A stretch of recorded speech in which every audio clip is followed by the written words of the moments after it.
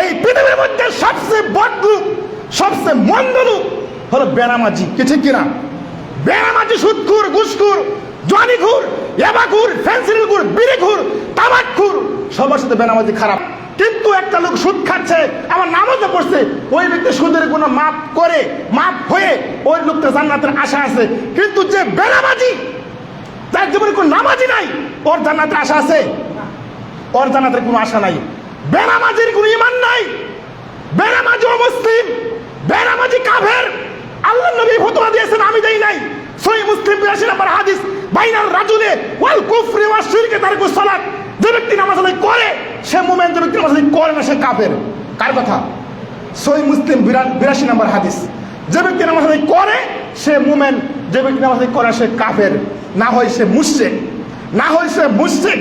অনেকে বলে ফাসেক, এই হাদিসটা সহিহ না, এই হাদিসটা জয়ীফ। সুতরাং বেনামাজি যদি নামাজ আদায় করে না সে কাফের, না হয় সে মুশরিক। মনে রাখবেন, রাসূল সাল্লাল্লাহু আলাইহি ওয়াসাল্লাম বলেছেন, মান তারকু সালাতা মুতাআম্মিদান ফাকাদ কাফারা।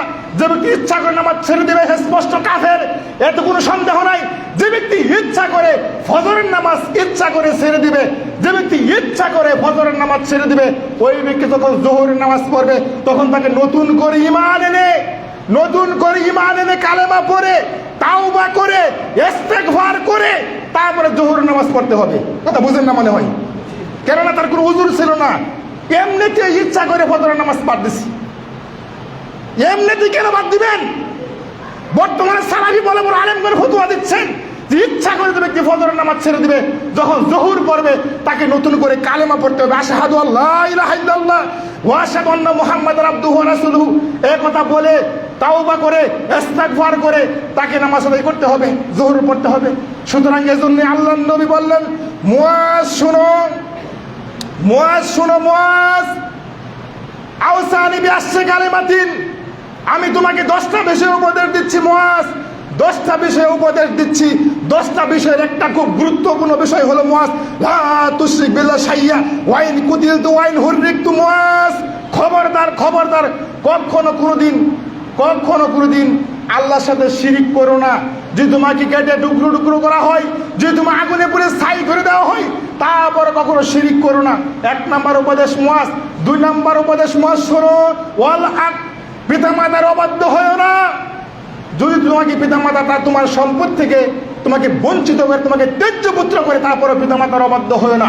3 নাম্বার উপদেশ মুয়াজ শোনো, ওয়ালা তাতরুকান্না সালাতান মাকতুবাতান মুতাআম্মিদান ফাইন্না মান তারকু সালাতান মাকতুবাতান মুতাআম্মিদান ফাকাদ বারিয়াত জিম্মাতুল্লাহ। মুয়াজ খবরদার, খবরদার, খবরদার, কখনো কোনোদিন ইচ্ছা করে ফরজ নামাজ ছেড়ে দিও না। কথা বুঝেন না মনে হয়? কিছু মুসল্লি রমজানে মসজিদ গুমগুমা ছিল, কিছু মুসল্লি মনে হয় হারিয়ে গেছে।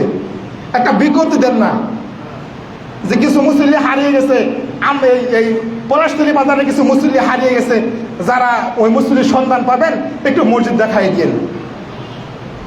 মুয়াজ আল্লাহ নবী বললেন, মুয়াজ শোনো, ওয়ালা তাতরুকান্না সালাতান মাকতুবাতান মুতাআম্মিদান ফাকাদ বারিয়াত জিম্মাতুল্লাহ। মুয়াজ খবরদার, খবরদার, কখনো কোনোদিন ইচ্ছা করে ফরজ নামাজ ছেড়ে দিও না, ইচ্ছা করে ফরজ নামাজ ছেড়ে দিও না। যারা ইচ্ছা করে ফরজ নামাজ ছেড়ে দেয়, ফরজ নামাজ ত্যাগ করে, ওদের উপর থেকে আল্লাহর দায়িত্ব উঠে যায়, আল্লাহর নবীর দায়িত্ব উঠে যায়।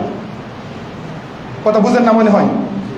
ওদের আল্লাহ চিনবে না, নবী চিনবে না, কোনো দায়িত্বই নাই ওদের। উজারা গরু ছাগলের মতো, ওদের উপর কোনো আল্লাহর দায়িত্ব নাই, রাসূলের দায়িত্ব নাই। এজন্যই আল্লাহর নবী বললেন, মুয়াজ শোনো, খবরদার, খবরদার, কখনো নামাজ ছেড়ে দিও না। এই কাজটা কখনো করিও না। নামাজ ছেড়ে দিলে কাফের হয়ে যায়। যে ব্যক্তি নামাজ ছেড়ে দেয় সে কাফের হয়ে যায়। অন্য ইবাদত ছেড়ে কাফের হয় না, কিন্তু নামাজ ছেড়ে দিলে স্পষ্ট কাফের। আল্লাহর নবী এবং সাহাবা একরাম যে ব্যক্তি নামাজ ছাড়তো তাকে কাফের মনে করতেন।